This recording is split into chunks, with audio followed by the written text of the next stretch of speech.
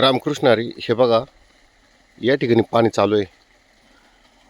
आपण बघू शकता या ठिकाणी पाणी चालू आहे.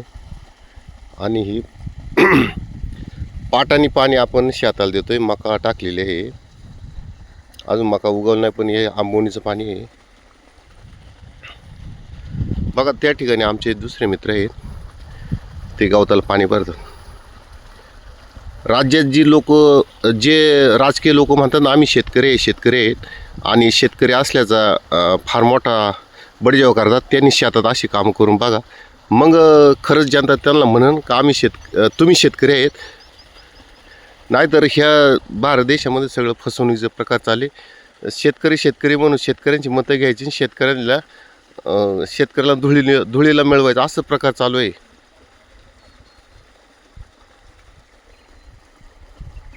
देशातील कोणता नेता असं शेतात जाऊन पाणी भरत असेल जे विधानसभेत किंवा लोकसभेत लोक आहेत? कोणीच नाही.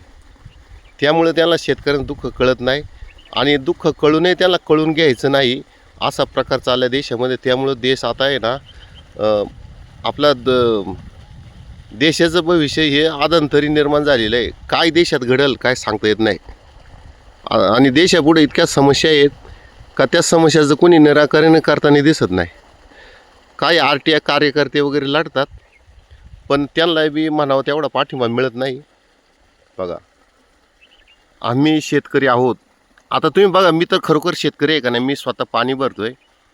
असं राजकीय लोकांना चुत्या बनून मतं घेतलेली आहेत आणि लोकांच्या टाळूवरचं लोणी खाल्लेलं आहे.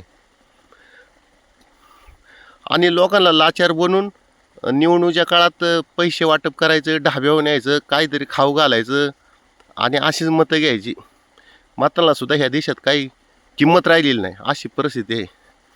रामकृष्ण हरी, जय शिवराय. आणि हा देश चालला आहे, हा फक्त आता रामभरोसे चाललेला आहे.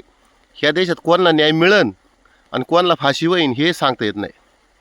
खऱ्याला तर न्याय मिळत नाही आणि खोट्याचा तर उद्या करावा लागतो आणि लोकही त्याच्याच पाठीमागे. रामकृष्ण हरी, जय शिवराय.